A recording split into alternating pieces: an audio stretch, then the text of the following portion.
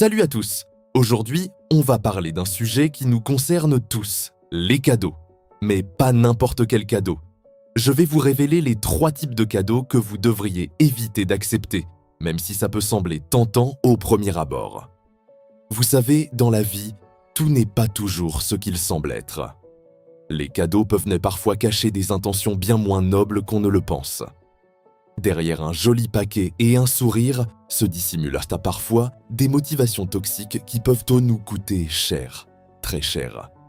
Je suis sûr que vous avez déjà vécu cette situation.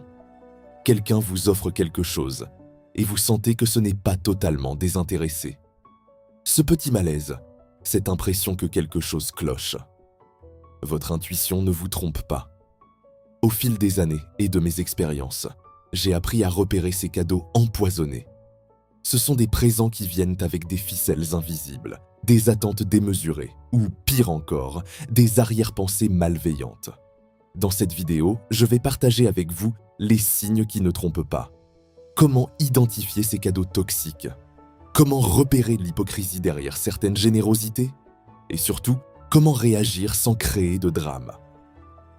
Vous allez découvrir pourquoi certains cadeaux sont en réalité des outils de manipulation, comment la jalousie peut se déguiser en générosité et pourquoi certaines personnes utilisent les cadeaux comme une forme de contrôle social. Ce que je vais vous dire aujourd'hui pourrait changer votre façon de voir les choses. Ça va peut-être vous surprendre, vous choquer même, mais c'est crucial pour se protéger et maintenir des relations saines avec notre entourage. Installez-vous confortablement, prenez des notes si vous voulez, et découvrons ensemble ces 3 types de cadeaux à ne jamais accepter, même s'ils sont présentés avec le plus beau des sourires. N'oubliez pas, parfois, le plus beau des cadeaux est simplement de savoir dire non.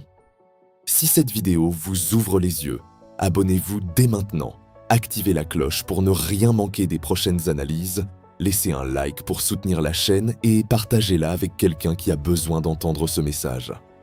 Votre soutien permet de continuer à créer du contenu qui protège, éclaire et renforce. Numéro 1. Les cadeaux avec arrière-pensée. On les reconnaît facilement. C'est cette personne qui vous offre quelque chose, mais qui attend systématiquement quelque chose en retour.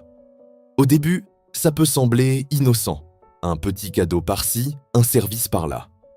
Mais rapidement, vous réalisez que chaque geste est calculé, que chaque attention est un investissement pour l'avenir. Laissez-moi vous raconter une histoire. J'avais un ami, et je mets des guillemets bien épais sur ce mot, qui adorait m'offrir des cadeaux, des petites attentions, des objets parfaits pour moi. Sur le moment, je me sentais spécial, touché. Mais très vite, j'ai compris son petit manège. Chaque cadeau était une dette morale qu'il n'hésitait pas à rappeler à la première occasion. Tu te souviens du livre que je t'ai offert le mois dernier? J'aurais besoin d'un petit service. Ces personnes aiment aussi parler dans votre dos. Le cadeau devient une arme, une preuve de leur générosité à exhiber devant les autres. C'est toxique, manipulateur et malsain. Souvent, ces gens souffrent eux-mêmes. Leur besoin de créer des dettes morales et de contrôler les autres à travers des cadeaux cache une profonde insécurité. Ils pensent que c'est le seul moyen de garder les gens près d'eux. Mais au final, ils ne font que créer distance et méfiance. Apprenez à reconnaître ces signes. La personne mentionne constamment le cadeau. Y a-t-il des attentes non dites? Vous vous sentez redevable ou mal à l'aise? Les vrais cadeaux, ceux qui viennent du cœur, sont donnés sans condition et sans attente de retour. Si vous reconnaissez ce type de comportement, n'ayez pas peur de mettre des limites. Poliment, déclinez le cadeau. Votre paix mentale vaut plus que n'importe quel objet. Numéro 2. Les cadeaux des personnes qui vous ont abandonné. Celui-là, il est particulièrement hypocrite. Ce sont ces cadeaux qui viennent de personnes qui vous ont abandonné dans vos moments difficiles. Vous savez de qui je parle. Ceux qui étaient mystérieusement trop occupés quand vous traversiez une période sombre. Ceux qui ne répondaient plus à vos messages. Ou qui avaient toujours une excuse pour ne pas être là. Puis, comme par magie, dès que votre situation s'améliore, ces personnes réapparaissent.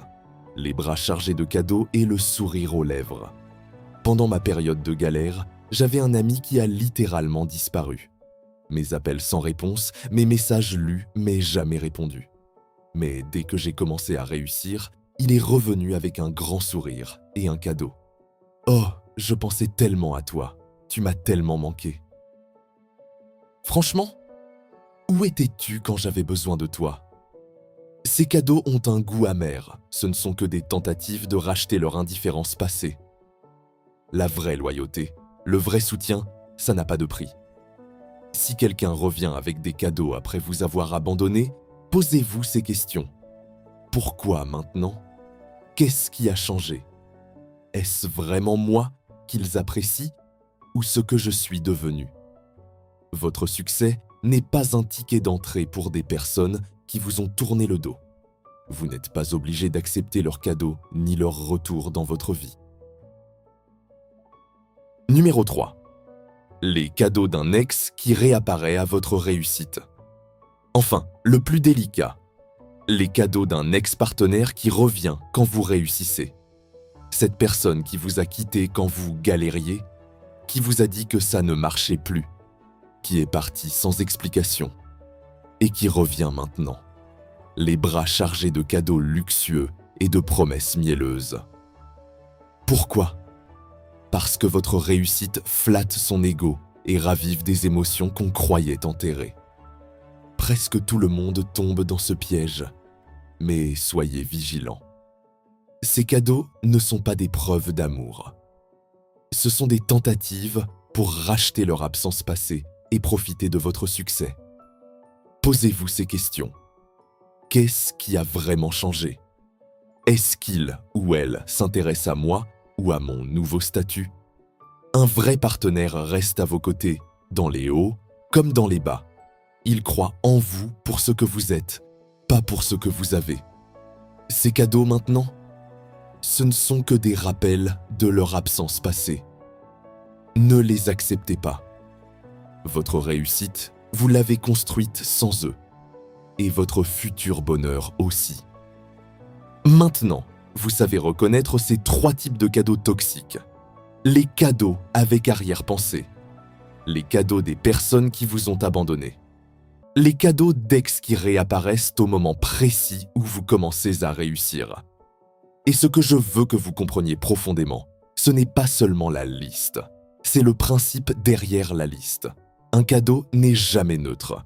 Il porte une intention, il porte une énergie, il porte parfois une dette invisible. Je sais que refuser un cadeau peut sembler dur. On a peur de blesser, on a peur de paraître ingrat, on a peur du regard des autres. Mais laissez-moi vous poser une question simple. Depuis quand protéger votre paix intérieure est devenu un acte égoïste?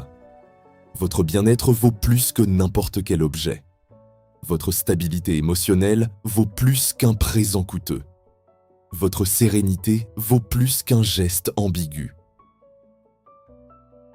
Rappelez-vous, un vrai cadeau est donné sans attente, sans condition et avec un cœur sincère.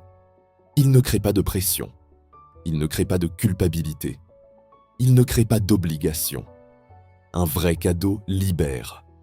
Il ne contrôle pas. Si vous ressentez le moindre doute, écoutez votre intuition. Ce petit signal intérieur, ce malaise discret, il est précieux. Votre intuition est un système d'alarme sophistiqué. Elle analyse des choses que votre esprit rationnel met du temps à comprendre. Et souvent, quand vous acceptez un cadeau toxique, ce n'est pas l'objet qui vous coûte cher, c'est ce qui vient après. Les attentes, les rappels, les « après tout ce que j'ai fait pour toi », les « tu me dois bien ça ». C'est comme signer un contrat, sans lire les petites lignes. La prochaine fois qu'on vous offrira quelque chose, prenez un moment. Respirez. Regardez au-delà du papier cadeau. Demandez-vous, est-ce vraiment de la générosité? Ou est-ce une tentative de revenir dans ma vie? Est-ce un geste d'amour? Ou une manière subtile de reprendre le contrôle? Parce que grandir, évoluer, réussir, Ça dérange parfois. Et certaines personnes n'acceptent pas votre transformation. Alors elles essaient de revenir par la porte qu'elles pensent encore ouverte. Mais vous n'êtes plus la même personne. Vous avez évolué. Vous avez appris. Vous avez pris conscience. Et avec cette conscience vient une responsabilité, celle de protéger votre espace. Vous n'êtes pas obligé d'accepter ce qui vous met mal à l'aise. Vous n'êtes pas obligé de justifier votre non. Vous n'êtes pas obligé de sacrifier votre paix pour préserver l'ego de quelqu'un d'autre. Dire non n'est pas un rejet, c'est une frontière. Et les personnes qui respectent vraiment votre valeur respecteront aussi vos limites. Comprenez quelque chose d'essentiel. Les manipulateurs détestent les limites claires. Les personnes sincères les honorent. Alors, si quelqu'un se vexe parce que vous refusez un cadeau, posez-vous la vraie question. Était-ce vraiment un cadeau? Votre paix mentale n'a pas de prix. Votre énergie n'a pas de prix. Votre stabilité émotionnelle n'a pas de prix. Vous pouvez toujours racheter un objet. Mais récupérer votre tranquillité après une manipulation, ça prend du temps. Et le temps est votre ressource la plus précieuse.